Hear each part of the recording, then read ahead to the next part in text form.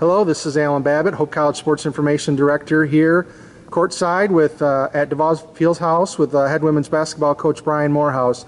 Coach, here we are with another season of Flying Dutch basketball. Take us through what you've seen from your team so far in practice and what kind of team that fans are going to see on the court.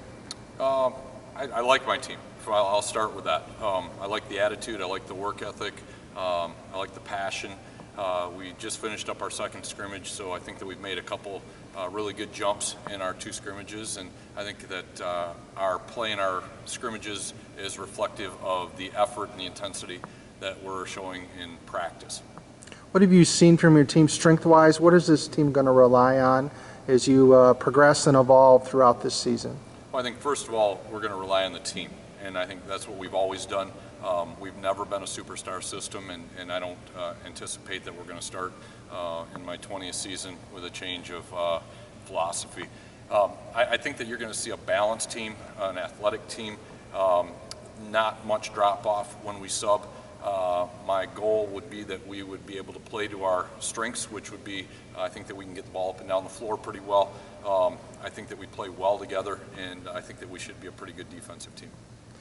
Your two captains come to this season with two different stories. Maura, and one of the maybe the best players all time, and moving up the rebounds and points. Marks, and then Angelique, who's returning from injury. Just talk about those two and what you think they're going to bring this team on the court and in the locker room. Yeah.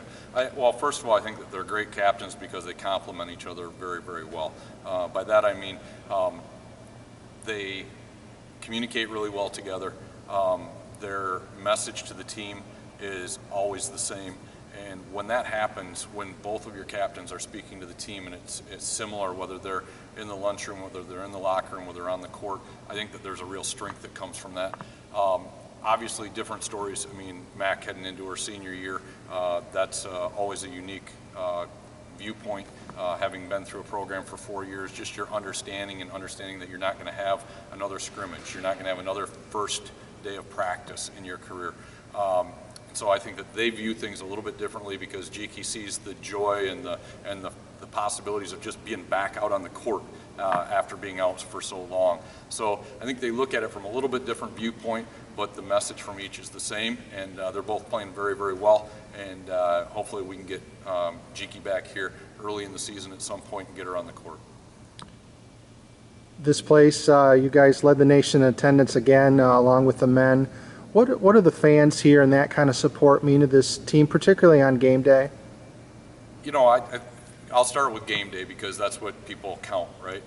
You know, that we count the fans in the seats, and it's an incredible atmosphere when you get to walk out and play in front of 1,500 fans, and on some days 3,000 fans, and just have that experience and have that expectation that people are counting on you to provide a great product. And I think our players take great pride in playing very, very well in their home arena, given the support that they get. I think it also extends to the community. Just when they're walking downtown, they're grabbing a coffee downtown, they're maybe eating out with their families, and one of our fans comes up and just says, "Hey, I really enjoy watching you play." That just means so much to our players to just be valued, I think. And I think the really unique part of Hope College basketball, and in particular women's, is there's a lot of conferences that play doubleheaders. They play the women and the men, and they kind of double count people coming to the men's game as coming to watch the women's game. We are so unique in that we play women's games, and everybody that walks into this building, they're coming to watch our women play. And that doesn't mean that we don't share fans between our men and our women's team. I think that's become a great thing. But so often we're playing a standalone game, and we've got 1,500 people here to watch us. And I think that carries a great amount of weight with our players as far as the respect that they want to show to the people that are spending their hard-earned dollars to come and watch them play basketball.